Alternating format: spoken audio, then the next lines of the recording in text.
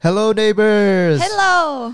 This is Daniel. This is Katie. And this is the Future Neighbor Podcast. Welcome back.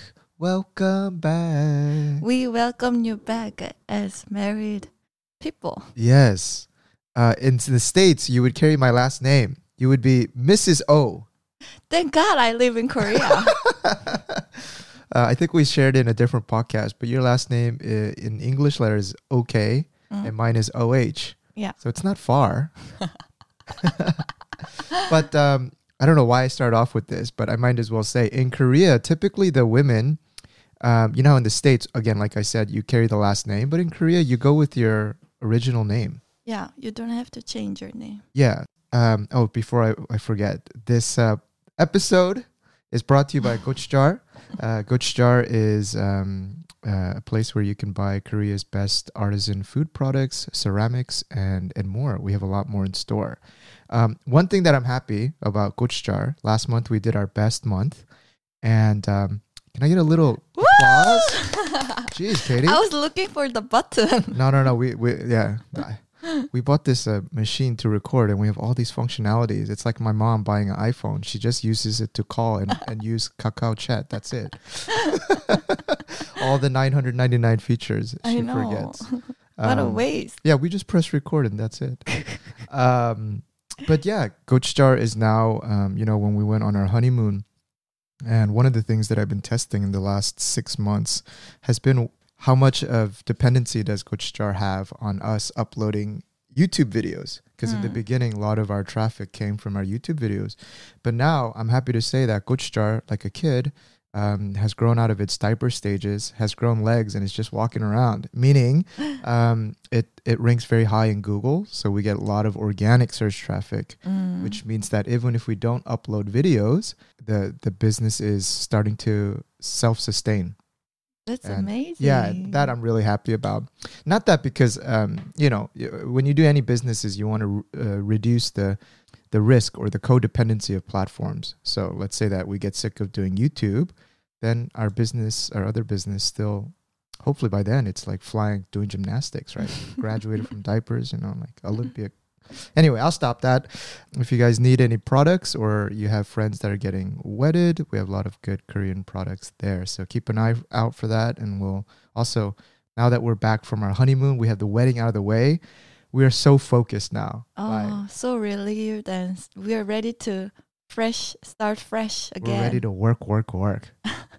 Well, at the beginning of our honeymoon, we were like, I couldn't really get used to this like relax, do nothing mode. Yeah. Because in life in Seoul, it's all about go. Like, Kitty, remember you were saying that we wake up so early? Oh my God. I've never seen myself wake up that early. But somehow when we got to Jeju and I started to wake up at 6 a.m. with no alarm. And then I have nothing to do, but I wake up so early and I'm like, let's go out. We have never woken up at 6 a.m. in Seoul. But on our honeymoon, we couldn't sleep past 7. No. We woke up like 6:30, 6:45. We started our day so early. I know. Nothing's open. We would wake up and be like, what's wrong with us? We don't know how to relax. It was great because we started our day early. We would go to restaurants, but which would typically have so many people queuing up, but we would be the first in the restaurant. I know. Breakfast starts at 8. We would be there at 7:58. We'd be like, this is great. By the time we're done, there's people lining up to enter. Yeah, that was really good. And the funny thing was, after our honeymoon, when we came back to Seoul, we're like, we love this being so productive and waking up early. I think we already broke that. Now we're waking right back up at 10. Yeah. There's something with this misemonji or something that. No, it's just Jeju air and we actually switched between different Airbnbs, but the second Airbnb that we were in, we had such a perfect view of the Jeju-do beach. And then so when you wake up, you look out the window, it's almost picture perfect view of the ocean. 현재섬. No, it was 사계해변. It's called, 사계해변. And it's so serene. It has a very countryside vibe, and all you hear is the beach waves and some dogs barking. Oh, by the way, now we're going a little bit out of order, but it's okay. Talking about waking up early. Remember what we kept saying to each other? What do you say in Korean? That saying, the early bird. 일찍 일어나는 새가 like will eat the food or something. The early bird gets the worms. Oh yeah. And there was 2 instances. Namely, one time we went to go ride a bike early in the morning. Oh yes. We were just like, la la la la. Katie's like, film me biking. I want to save it from my memory. Film me. And so like crazy people at 6:30 in the morning, or it must have been probably around 7. There's nobody there. There's nobody, and we're biking along the coastline, and it was just absolutely beautiful.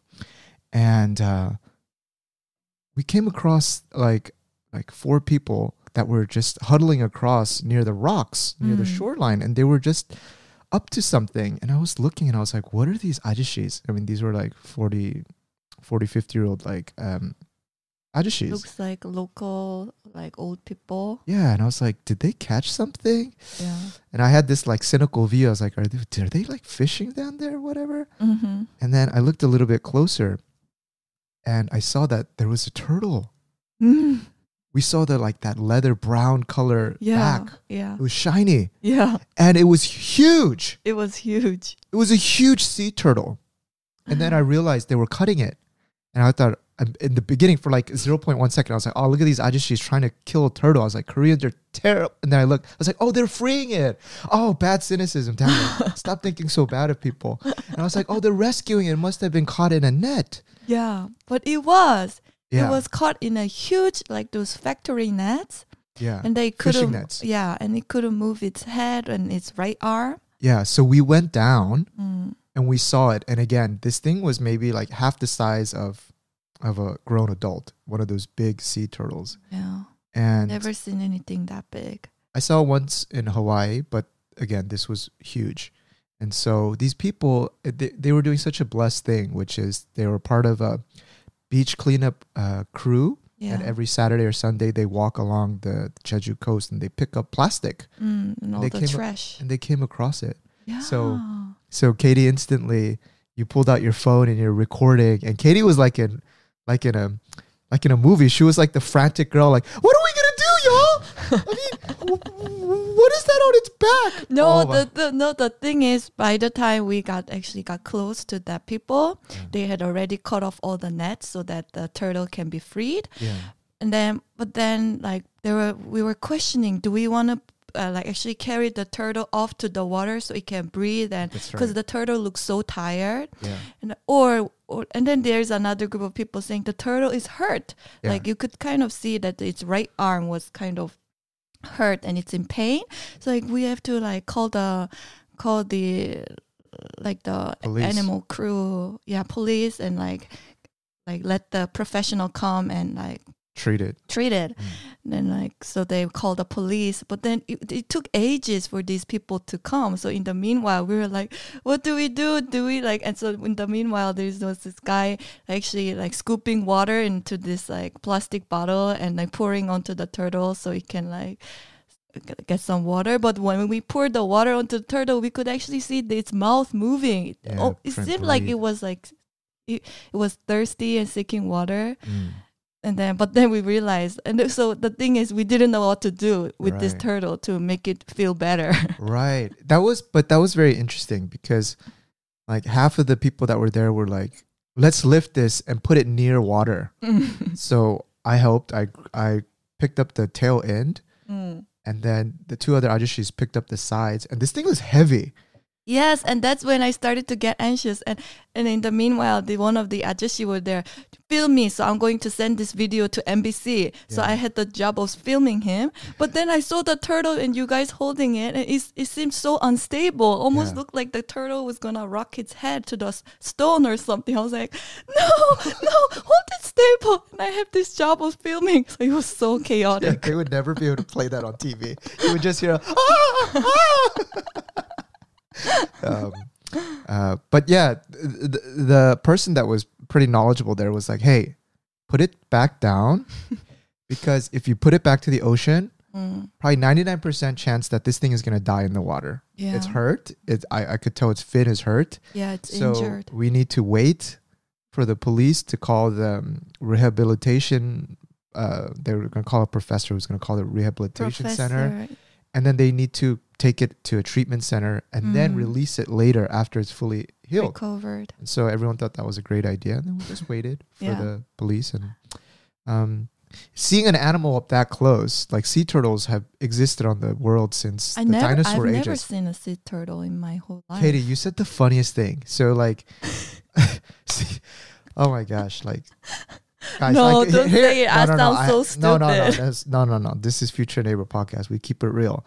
So one of the things that Katie says, like she saw this like barnacle that was on the sea turtle's back, and it was like a pretty wicked barnacle because like it was huge too. Yeah, I mean, yeah, but then the thing was like the barnacle would open up and like it was pretty active. The mouth would come up and down, and Katie saw that and she was like, "Oh my gosh, is that its eye?" Third eye. It's third eye. And the people there just looked at Katie and was like, "Oh my gosh, so mushiks, I mean, so ignorant." And the guy, such a city person, and the guy was like, "No, that's just a barnacle." And it's just like, look up on YouTube. There are videos where people take it off. Yeah. And I kind of looked at Katie too. It's like, "Oh my gosh, look at the person that I married." I'm just kidding. Oh my gosh, that's what you thought. No, I'm just kidding. But yeah, it just showed us that taking like more interest into marine animals, and we felt like a connection towards like, we have to. We have to do more to like protect the ocean, and I think we like next time we go to Jeju, like we should take this activity of cleaning up the beach every morning, like. Yeah, but then later in our honeymoon, when we saw a few plastic bottles, you would just go, "What is that?" Then you would just walk by. So, but there was this movie called Seaspiracy. I watched a little bit of it, and then they were talking about how there's like a lot of grassroots efforts to reduce plastic straws and this, and while that helps, in the big picture, like Okay, I'm misquoting all of the things because it's just going off the top of my head. But the majority, I would say like 85 or 90% of the real harm that's done to sea animals are done by commercial fishing nets, right? So this sea turtle also was caught in a fishing net, right? Yeah. So if we really want to make an impact on basically on this issue, we really have to go at the source, the fishing nets. But, of course, all the grassroots stuff help as well. And I think that makes sense. But their conclusion was we need to stop eating fish, which is a little bit drastic. I think there could be other healthy mediums. Anyway, I'm digressing into this was supposed to be about our honeymoon. Now we're talking about this. But no, it started from what happens, all the wonders that happens when you wake up early. Yeah. What was the second wonder we came across? The second wonder is that I remember exactly even the time. So we woke up at 6:30 again. And then I was just looking out, getting ready. And it was around 8 a.m. And then I came out of the like Airbnb just to walk a little bit. And I look out the ocean and I saw dolphins. Wow. It's awesome. Like a dolphin family. It was like 3 dolphins in a row. I've never seen dolphins in real life, but they were just out in the like far into the ocean because it was a very clear day. Yeah. And I started to see these fins come up and down, up and down. That's amazing. I know. And actually Jeju-do is like, if you're really lucky, like I heard you can actually see dolphins. So I knew that they exist, but I thought like you have to go out to the ocean on this like, boat tour to see that. But your reaction was hilarious because you like ran up the stairs. I could actually hear your footsteps with your sit up by your slippers. Like, and then like you were just banging on the doors. I was like, oh, she must have seen a cockroach on the way up the stairs or something. And then you opened up and you're like, "Dorgona!" Then I was like, what? You have to look now. Yeah. That it just showed how like clean the water must be and like healthy the ocean there. Yeah, and then 30 minutes later, you saw all of the. I saw like 4 four fishing boats come, or maybe No, it wasn't fishing boats. That's gonna like make people sad. It was like those tourist boats yeah. where you can go watch dolphins. Like they were trying to follow it, but they were long gone. Yeah. Right. I couldn't see them anymore. Yeah. So we were really lucky, and that we were reminded. So at that Airbnb in the morning, because it was like right along the coastline, we also saw like Jeju-do or Jeju Island is very famous for haenyeo, which are typically women who are pretty elderly. They have a long tradition of going under the water and then fishing for shellfish, abalone, and they go in without any scuba gear. They go in just with their breath, and they could stay under for a very long period. And some trained haenyeos can go as deep as 20 meters. Whoa. Yeah. That's like 20 meters is like, we went scuba diving. So that when you get your open water license, the most basic one, I think you go to 20 meters. That's the max. Yeah. So that's very deep, or relatively deep. We also saw them. So I always heard about haenyeo, but I thought it was like one of those like touristy things where, you can just see like it's more of tradition. That there's no more haenyeo divers. But right near where the dolphins were the day before, we saw all the haenyeo divers out there just going underwater, picking up all of the shellfish and like uni and all the sea urchin. And so that was really beautiful. That was really beautiful. It was like seeing Jeju-do for its natural beauty, and the history is not history, it's living culture. And so after I saw that, I was like, because sometimes when you drive in Jeju-do, you'll come across haenyeo restaurants, which they said they're directly sourced from the grandmothers who go diving. And I was like, whatever, marketing. You didn't really believe it? Marketing.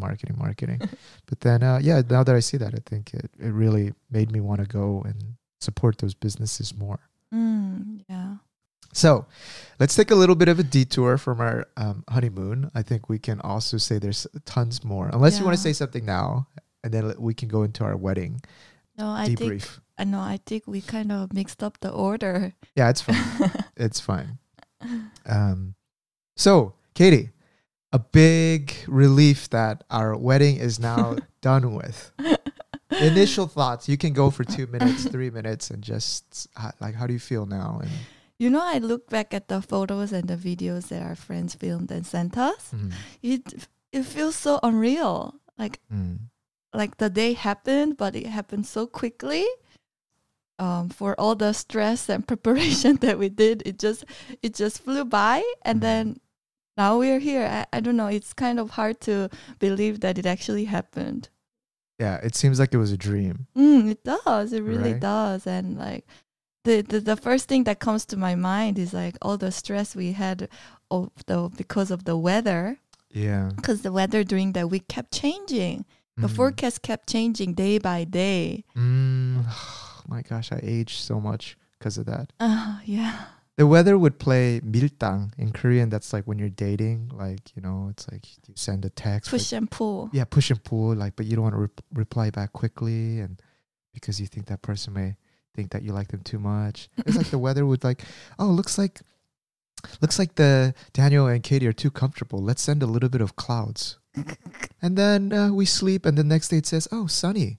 No more rain. Yeah. And then the next day it says 60% of showering. Yeah. And the reason it's so stressful was because for us, it's an outdoor venue.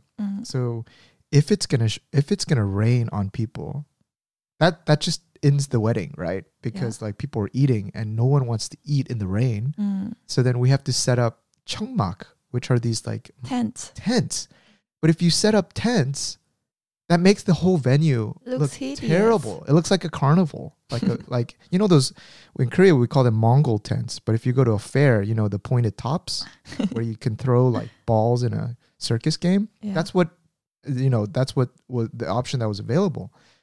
So, or the other option if it rained was to bring everybody inside. But then again, why did we pay so much to have an outside venue to bring everyone indoors into that building?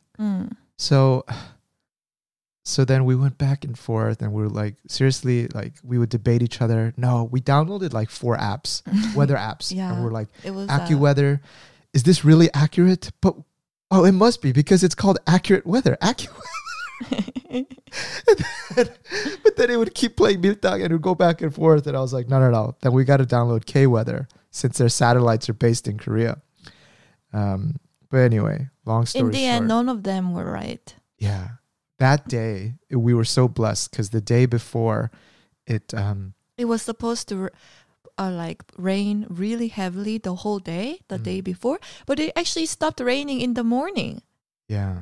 And it started to be really sunny. Then we started to get a little bit like more relief that, okay, then this weather may continue till the next day. The day was beautiful. It was pure sun. It was actually very hot. Yeah, it was actually, it was almost like, it was really hot. But we were we made the decision, you know what? Even if it's, because the forecast was like cloudy with sun, one thing that we were considering was just going without any parasols. Yeah. Just going straight tables. But we did decide, you know what, regardless, we need to protect. Maybe a little bit of rain comes or there's sunshine. So let's go with the parasol. Yeah. But we were so lucky that we did that because that sun was starting to get hot, like really hot. And I could tell everyone was hot by the way they were fanning themselves. People were sweating. I was sweating too. Yeah. It's that sun after the rain. With so strong. Strong UV, you know. And Korean people don't like the sun. Oh no, they're deathly scared. Haven't you seen Korean ajumas walking in the park, like full visors over their foreheads, like the sleeves over their forearms? Yeah, people don't like to get tan. Yeah. And just it's not the same. So besides the weather, what did you think? No, I thought it was really beautiful. It was like very intimate wedding. We only had people that we wanted to be there over there. So it felt very personal, and yeah, I think it was perfect. I cannot really think of anything like negative. I'll do what my dad always does, which irritated me. 10 out of 10. Please give me a score. Number, please. I think your dad's face and your face kind of overlapped just now. Sorry for that. 10 out of 10? Or number out of 10? No, it was really good. Yeah, maybe 9.5.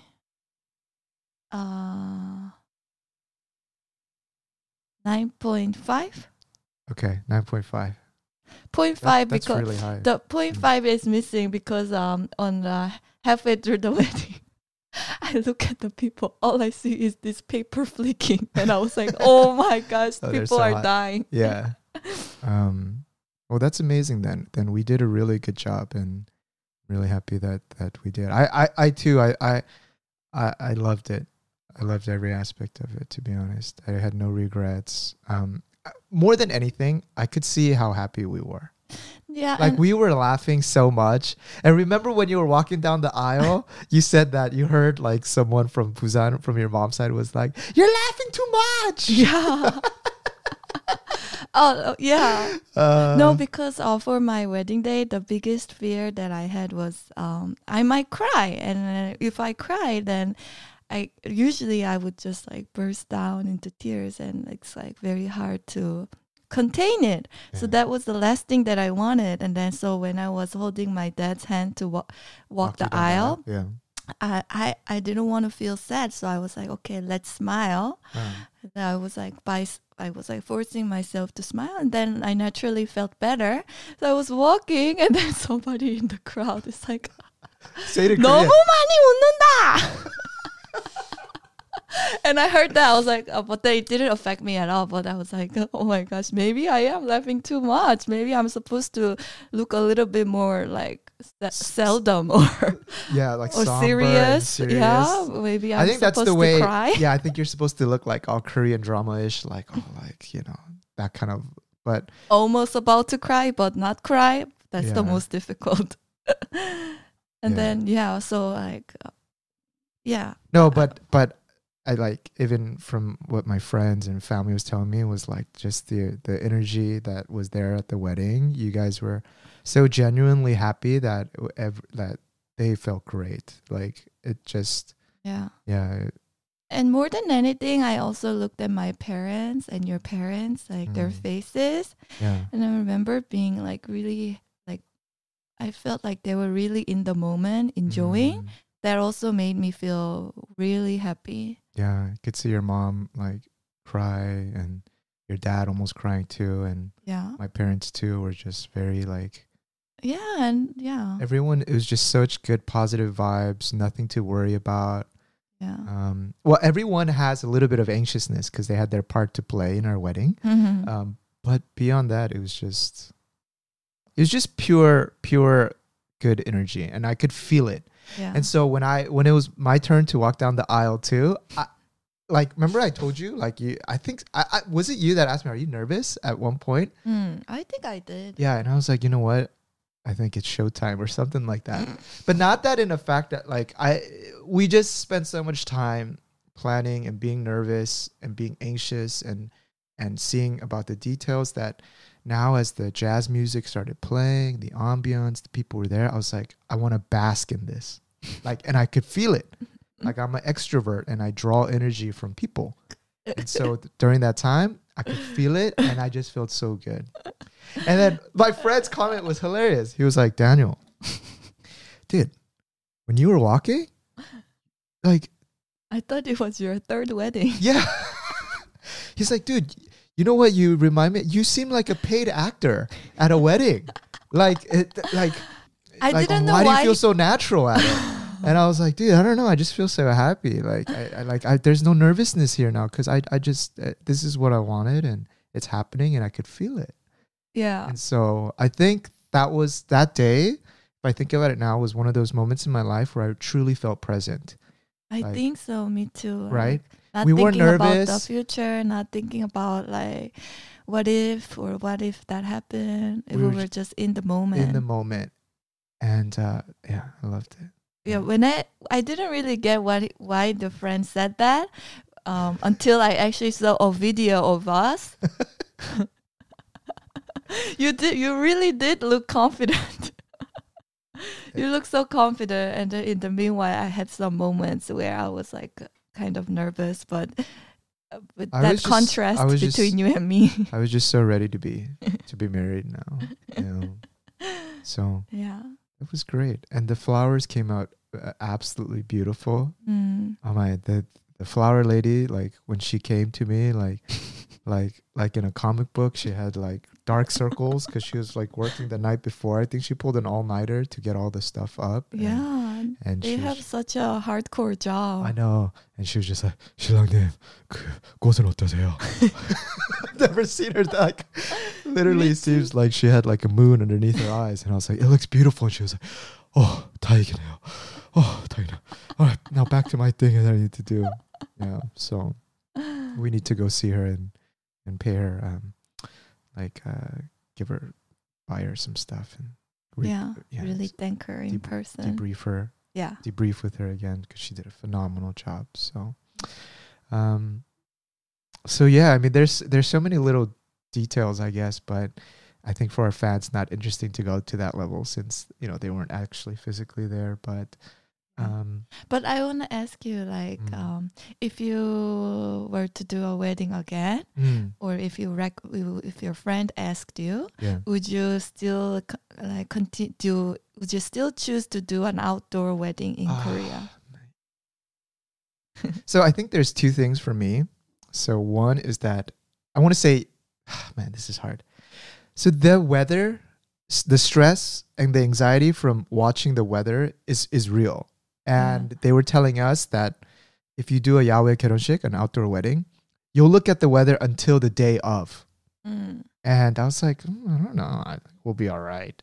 But the day that we originally planned in October, that day was beautiful. We switched it to May 1st because of Corona. But May 1st, it poured that day. It rained, right?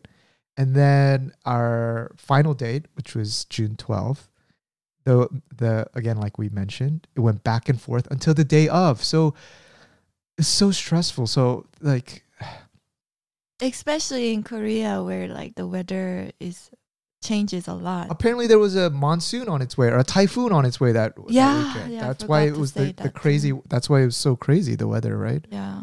So a typhoon was on its way, but luckily it went somewhere else. So I would say that if you're an anxiety driven, or if you already have a lot of anxiety, perhaps this outdoor wedding in Korea, I would say no, but I want to say yes too, because there's a lot of big upsides. One is that if you have an outdoor wedding, especially maybe it's our venue, but I think in general, people stay focused on the ceremony, right?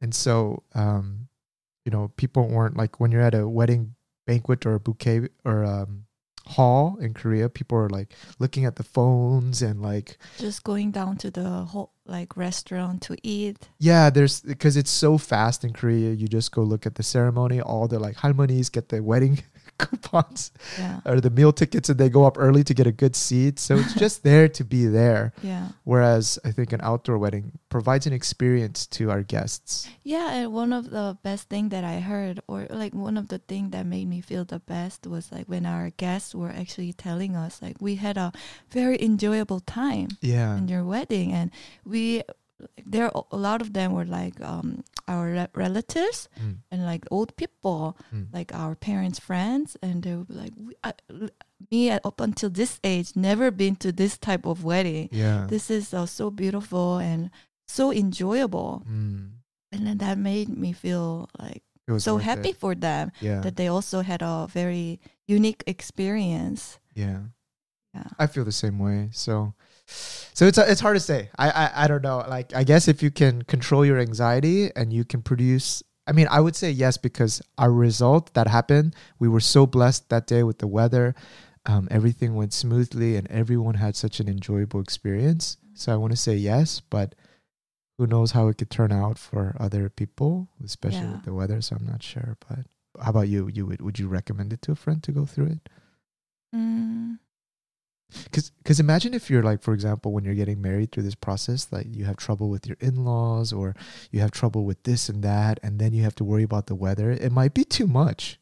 Yeah, I think so. Like, especially with Korean wedding, there could be a lot of little things that could have stressed you. Like you said, if your parents are not getting along well, and then when I also see like on blogs how like some mothers will kind of start to not feel great about deciding about their hanbok, how one person's hanbok is prettier, the other person's not. Like all those little like points of conflict could arise. Then, I think during this wedding process, I realized how big of a life event a marriage is, and of course that's a very obvious statement, but if you think about a marriage, it brings together like all sources of, like, from your relationship with your friends, your financial standing, your relationship with your soon to be wife, your relationship with your in-laws, your parents' relationship with their friends and their relatives.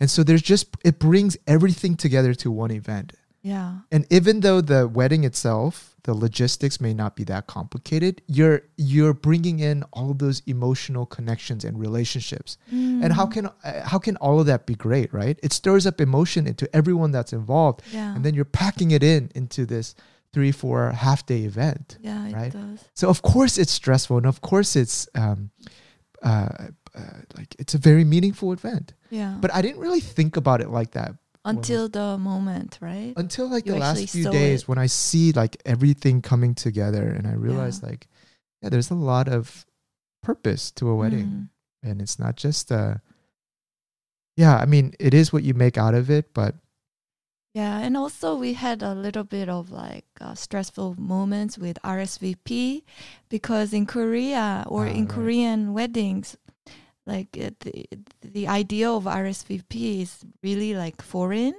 People just show up and you just get an estimate of how many people will come, and then like that's because 90% of weddings are done at wedding halls or wedding banquet centers, and then the meal is usually a buffet. So you just give out tickets to whoever shows up. And then at the end, you pay however many tickets you gave out. Yeah. So you don't need to RSVP for a seat. Whereas if you do anything out of that norm, so like doing a yaoi or outside wedding is very, like, it's not common at all. So this idea of having to RSVP and count, that was tremendously difficult. Yeah. Even for our parents to like tell them to show how many people are, to ask their relatives or their brothers and sisters, like, how many are going to show up? Give me the exact number. And people are like, why? Or people just like can't get an estimate. Yeah. It's so difficult, and then so the numbers would change until the very last day. By that time we had already put in some buffer to the number, so we were okay, but still until like the actual day and the actual moment of like providing the meal, we were so nervous. What if like there isn't enough, more people show up, and then there isn't enough meals? Yeah. So we've put a 5-person buffer. Yeah. And people that were supposed to show us, for example, some people friends, didn't show up. They couldn't show up because they got the AstraZeneca shot and then they Yeah. had some symptoms, so they decided to stay home. Yeah. But then some relatives who didn't say a word, they just surprise showed up and like, oh, hey, we're here. And I was like, you well, I didn't say that, but in my mind, I was like, well, why didn't you just say yes to make planning easier? But then, long story short, we had enough meals to cover. Oh. And that was another source of stress, right? So like, what if people show up and they can't get fed? Yeah.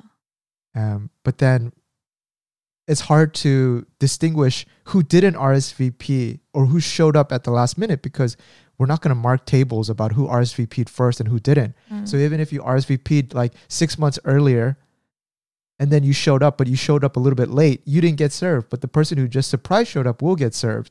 Yeah. So like, it's just like, anyway, that's all done. All of that worrying is done now. Okay, yeah, it's all like, done. woo! I mean, it wasn't perfect, but it's like it was good enough. Like your grandma kind of complained about the food. Oh, that's hilarious. Like my grandma's not used to eating like Western or steak. Also, our food was like steak. We got a nice steak and like kind of like Western style fancy meal. But she lives in the countryside, and she was like, where's the rice? Where's the 된장찌개? She's like, I'm dying out here. I'm having a heat stroke, and you're serving me this big piece of meat.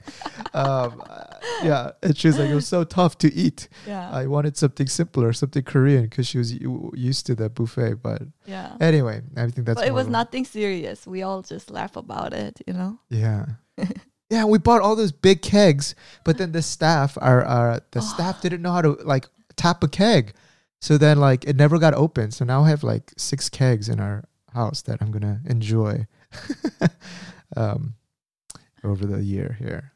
Neighbors, to all of our community who's really been like supporting us with comments and with messages and words, we really want to say thank you, because us being on YouTube and sharing like parts of our lives on Instagram and through these social media, those like words really helped us, like encouraged us, made our relationship even more fun, and really, I think, nudged us to even get here. Yeah. So thank you so much. And to those who are now sick of us talking about wedding, your time has come. We'll move on now. But thank you so much. It really means a lot. Yeah, it does. It really means a lot to us. And yeah, I felt like kind of we were all like spiritually part of it. Yeah, definitely. Do you feel any different now that we're married than before? I think nothing really changed physically, but I think just like the mindset. Of course, Katie. I mean, how would you change physically? No, it's not like we are moving to a different house, or I see our circumstances. Yeah. But just the mindset. Yeah. How does it? How so? What's the difference in mindset? I feel like now I can see I feel like now I'm taking more of a mother role of you. What do you mean? What do you mean? Please elaborate. Like, or you want to take care of me more in that sense, or yeah, more in that sense. so you want to be more caring and tender because now that I'm your husband. Yeah, I think so. I see. What about you? For me, I don't know. As a guy, I just feel like, I just feel like we're one now, and it's not like my girlfriend. It's like my wife now, and it's like we're together now, and it's like this is what we call chapter 2, and we walk together as one.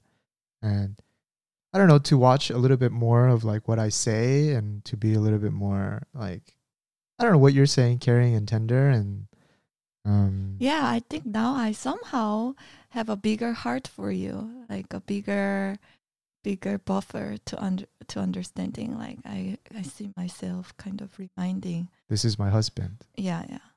I'm the same way. Like, this is my wife. I understand how she is, and to like take it. Yeah. It's hard to describe. Maybe we'll marinate on this and be able to express it a little bit more detail oriented. But I know what you're saying. Now the wedding talk is done. Unless there's any like last little things that come to mind. So one thing that I do want to say is like in Korea, when you attend a wedding, the custom is to give money.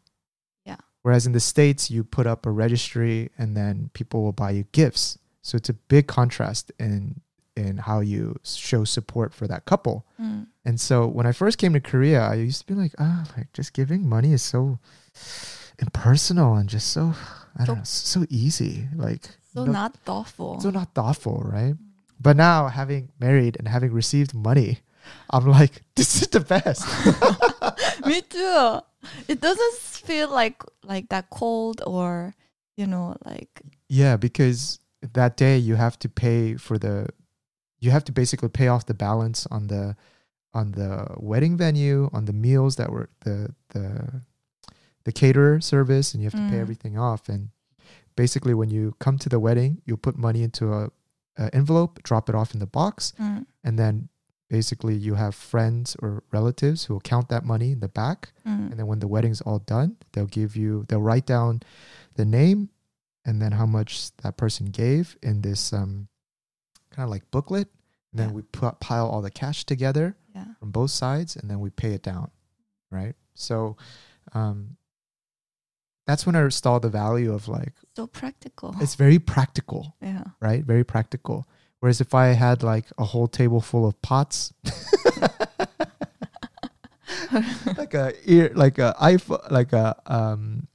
some earbuds and a decanter, it's like, okay, that's great. I hope we use all of this in our honeymoon life, I guess. Yeah, now I see it. And so now like I feel like it was all the wisdom of the old people. Yeah. So I think I like both ways now. Me too. And when my friend, who is also now about to get married, he's looking for large venues, and I think the really 5-star hotel wedding, which was at the Shilla, is it the Shilla? Shilla Yeongbing관, which is where all the like top celebrities or like big like rich people get married. Yeah, he was telling me they were quoting for the wedding $100,000. Yeah. Right? Starting, I think, probably. And the venue. Yeah. But the reason he was looking there was he was expecting at least 500 people. So pretty large scale, because his parents have a lot of relatives and family and friends. So, but if you look at the calculation, 500 people giving like a lot of money, it probably breaks even or makes money. So this is also what I've realized as well. If you're in Korea, give money, because that helps pay down the couple's costs. So now I think about it, because like when I first came to Korea, I gave friends some gifts, and I was like, thinking that it would be more thoughtful, more meaningful. But now I see like culture is everything. Like you should follow the culture. But I think they probably understood that I was coming from a U.S. mindset. But whereas if you're in the US and you give a pocket full of money, it just feels like, whoa, what is this? Yeah. So anyway, just FYI for our listeners if you get invited to any weddings. Now, we took a plane to Jeju Island and we spent about a week there. Yeah. For people who don't know Jeju, it's like an island in the southern tip of Korea. And it's like Korea's equivalent of Hawaii. Actually, I've heard that comparison to Hawaii a few times. And when I first went to Jeju Island, I think maybe like 10, 12 years ago with a friend, I didn't know how to explore Jeju correctly. So I got into this like Korean style package. They put me on a bus and then they like, as part, at least they let us stay at the Shilla Hotel, but then as part of the package to keep prices low, we had to like visit all of these like halabong orange shops, and they were farmlands that they were like contracted with, and they would just sell us these like health benefit products, which is all BS in my mind. But all these old people would buy it, like you know the webbing of oranges. Yeah. Like they would market that as like this cure all. I forget what's that webbing called around the oranges when you peel it. There's that white kind of webbing. 껍질? Anyway, I guess it doesn't matter. But people were raising their hands buying that. Just that? Yeah. Apparently they turned it into some sort of hanyak with that or whatever it is, medicine. But we had to visit that so many times. And then we took a bus and we went to a couple of tourist sites. And I was like, I don't see how people call this Hawaii. This is terrible. This is so boring. But if you go to Jeju, please rent a car. And just like how you would see Hawaii, there's so many like places where it's very raw. It's very like nature. There's no like high-rise buildings. And you get to explore by yourself. And the food is amazing. It's a bit overpriced now, some of the foods, because there's so many people coming to Jeju because they can't go anywhere else because of COVID. So me too. I have been to Jeju maybe like 2 times before, but up until now, I've always like visited the east side of Jeju. And for our proposal, like when we went to our Jeju last time, you proposed to me, and we went to the east side too. And they visited another small island off of Jeju, which is called Udo. Udo Island. Island. That place was really beautiful too. But this time we decided to go to the west side of Jeju, place both of us have never been, and it was very refreshing and also has a completely like different feeling to the east side. Yeah, it has a more like this southern tip that we went. It has Seogwipo. It has much more of like countryside vibe, and like the beach, the ocean that we went, the coastline, the 사계해변 is actually a protected area, which is why it's so raw and serene. And also we went to the southern tip of Jeju. There's a kind of mountain cliff called Songaksan, and it's like the southernmost tip, and that place, that mountain was so beautiful. Sonaksan was beautiful. Yeah. It's like formed off of like volcanic eruption. So all those rocks on the cliff, it's all like black, and all those holes inside. So beautiful. Do you remember? So one thing that I was really nice was that there was that little area where the sea, it created a natural swimming pool, so it blocked it off from the waves from the outside, but then water came in and formed that, like, it was basically a huge tidal pool, but it's big enough where you could swim, and then outside waves would come in and just refresh the natural water there. And Katie and I was like, Katie, I have to jump into this thing, because like for me, in my past life, I was a sea otter and I need water, and as soon as I hit natural seawater, trust me guys, I just turn into a dolphin, just everywhere. So Katie and I, that night, it was starting to rain a little bit. There's just slight like rain. And we went to that place. You got to remind me what the name was, Katie. Yeah. And we walked down and we jumped in there. And it felt so good. And when I looked down, there was actually some pango, like some large fish on the bottom as well. Absolutely like a kind of a hidden spot. Actually, we thought it was a hidden spot, but there was a lot of people. There was already a lot of people there, and like they were renting out like some life vests as well, so that you don't get, well, actually you wouldn't get swept away, but just so that you could see the fishes underwater and enjoy your time there. Yeah, beautiful. It was called 선녀탕 something. I don't know. So I would recommend that. And then the other place that was really awesome was we went scuba diving. Yeah. That was your first time scuba diving. For the first time. Yeah. We took a yacht. We went out. And how did you like it? Your first time scuba? I was actually very nervous at the beginning. Yeah, because I couldn't get used to like breathing through my mouth. And then I breathed in and some air came in. And it was such a like foreign experience. And then, but then our guide was so like friendly and helpful that like I really trusted him. And then for the first time went underneath the ocean and then saw all this like miak, all these fish. It was very like memorable experience. Like you see that there's a whole underworld. Yeah. Like there's land life and then there's sea life, right? Yeah. So like every time we see sea animals, they're usually like on a fishing line, just right. But then it's so beautiful. When you see them in their own natural habitat up close, they like have their own personalities and beautiful homes, right? Yeah, I was like, and at one moment, because to me, when I inhale and exhale, that the oxygen through the oxygen tank, it sounds so big. So I was like, am I kind of disrupting them? Am I like being the noise pollution to them? Because under the sea, it just felt so serene. Yeah, there's not a sound, right? Yeah. Oh, when you breathe out, you mean like there's a sound. So I was like, yeah. Right. To me, it sounds so loud. Then hopefully it wasn't too loud to them. Well, I'm happy that you tried it because now you can get your open water license and we can go scuba diving. Yeah. Yeah. I want to like encourage like, what is this? Nothing. I want to encourage like my brother and like my other friends to like try it out. Scuba. Like it's like you have to try it out. Yeah. Like even if you don't get the license, I think it's like an experience to like remember. Definitely.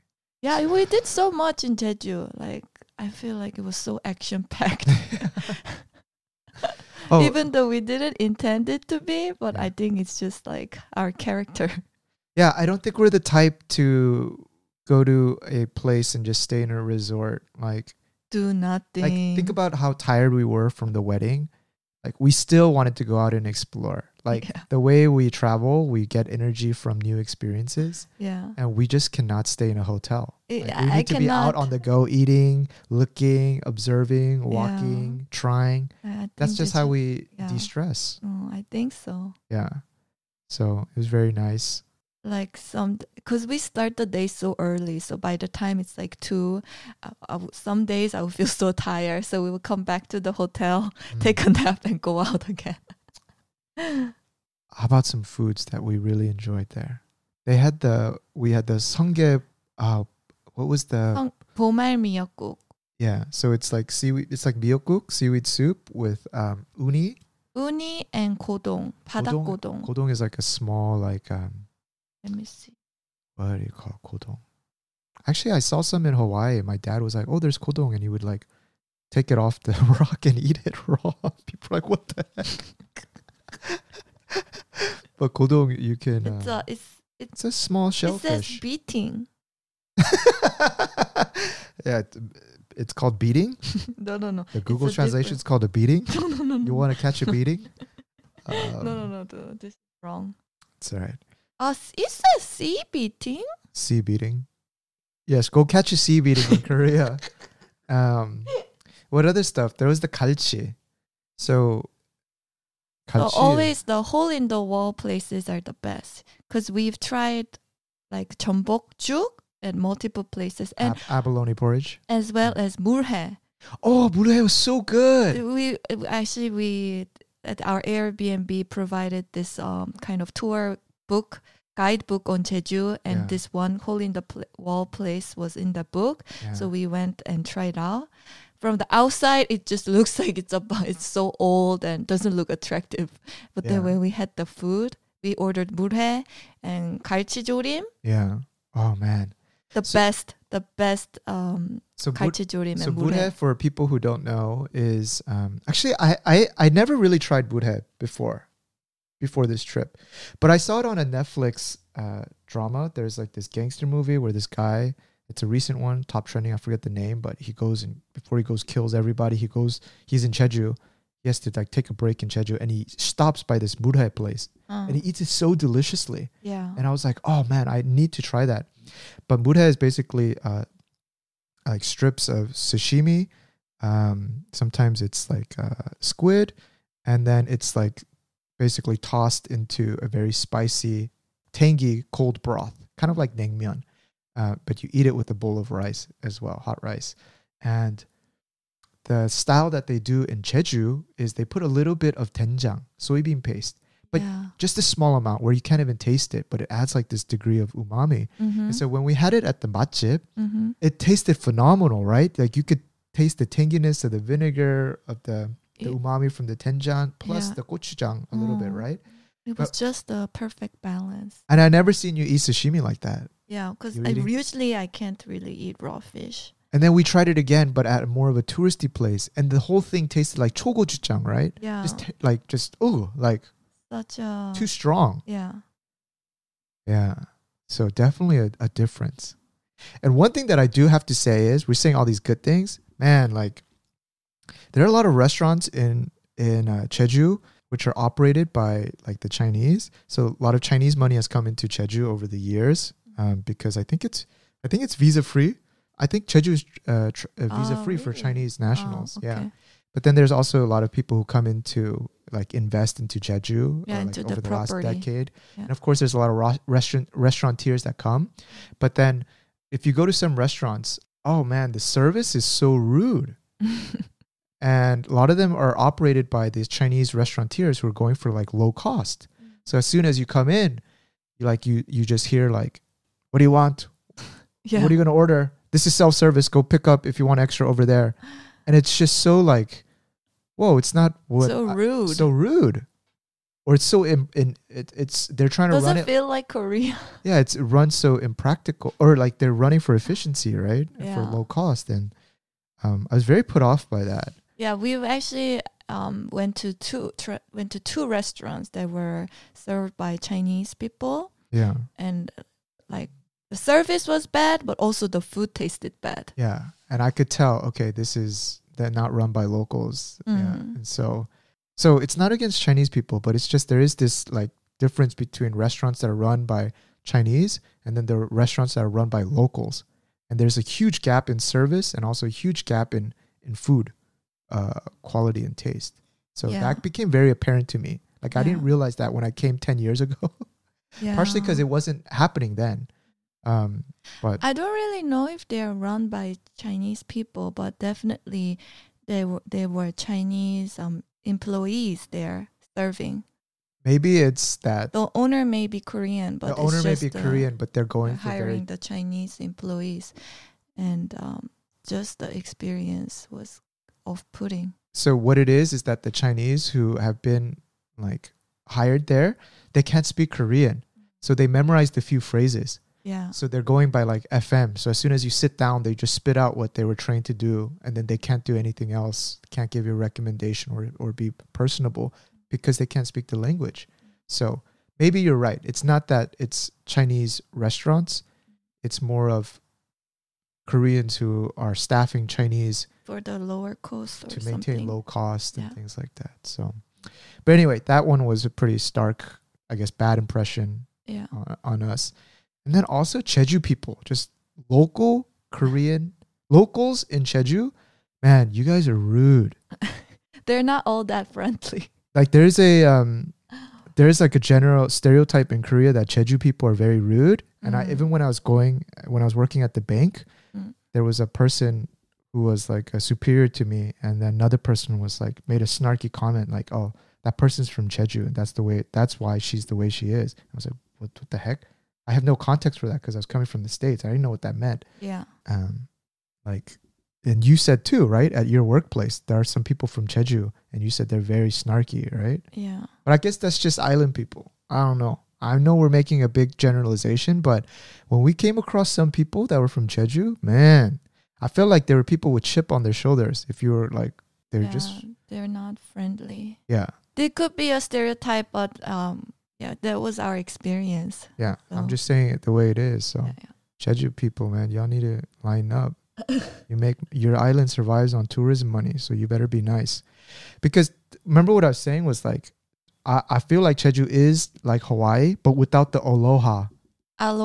Without the aloha spirit. Because we keep running into locals who are just like, what are you doing on our island kind of like approach. Just so. Anyway. Well, never been to Hawaii, so can't compare. Yeah, most people are very friendly.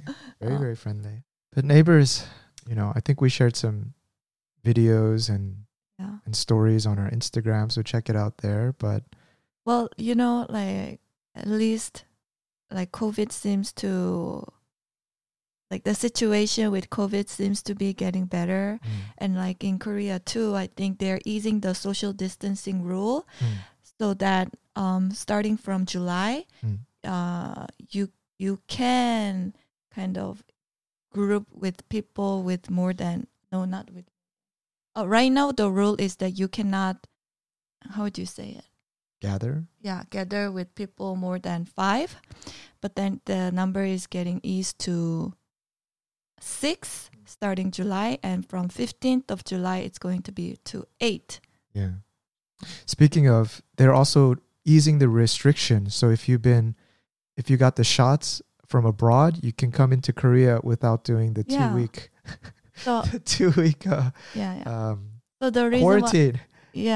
But I can't tell. I don't know if my dad saw that news, but our parents came in for 2 weeks even though they already got their shots and they had to stay in our house for 2 weeks. Oh, we forgot to mention all of that. Oh yeah, right? That was not easy. That's why the wedding felt like more than a day. Felt like 3 weeks for us because all that like pre-wedding like situation we had. So that my parents could quarantine a little bit easier, we decided to step out, and we were in Airbnbs around Korea for 2 weeks. But then now that our wedding is done, they now easing these restrictions. But I can't tell my parents that because I think they would be like, what? But anyway, that was the close to chapter 1. And we will be more frequently uploading now and getting back to our regular routine. So stay tuned, y'all. Yeah, what's your next recipe going to be? Some Jeju-inspired food? Perhaps. Oh, I have to say, we went to this Jeju 흑돼지 barbecue place. And of course, the BBQ was good. Black pork, Jeju black pork restaurant. Yeah. But also their 된장찌개 with crab 된장찌개 was so good too. Okay, 된장찌개. Maybe we do that. There was nothing special. It was just tofu and some crab, but it tasted so good. When you have good seafood and you cook it into broth, it sets that base layer. It's just amazing. And the kimbap in Jeju was so good. Oh, the kimbap. It's like their specialty. I didn't know, but there is this one famous kimbap restaurant called Ogijong that was like popping up, and like we were like, okay, maybe what's so special about kimbap? Let's try out. We went. Basically, for this kimbap restaurant, you have to book like a day in advance just to pick up with kimbap. You cannot even eat there. It's just pick up. Yeah, kimbap is like $2-3, right? Never seen a kimbap place where you have to book in advance. Yeah. People were like lining up. They were taking like selfies in front of that kimbap place. But we tried another kimbap place that was near our hotel in the last few days, and then it was really good. I think it's about their ingredients. And they're big. They were using a tot, like little fresh type of seaweed. And then also they had the yubu chobap, the skin, the yubu. Fried yubu. Yeah, yubu. Fried tofu skin as an ingredient. Maybe we can try doing that on Future Neighbor. Yeah. But seafood is hard because like it really depends on the quality of seafood. So even if you put up an amazing recipe, if you're not sourcing quality seafood, Yeah, it just turns out tasting a little bit funky. I think. Anyway, y'all, thank you. That's a wrap. That's a wrap. And for those who are single and being like, damn, finally you guys stop talking about wedding stuff. The moment has come. For those who are married, we're joining the community as well. And for all those who are undecided, go get wedded. It's a great experience. I'm talking about it as if it's like something to do. You just started. Much love, guys. We're out. Thank you for listening. Bye bye. See you. Aloha.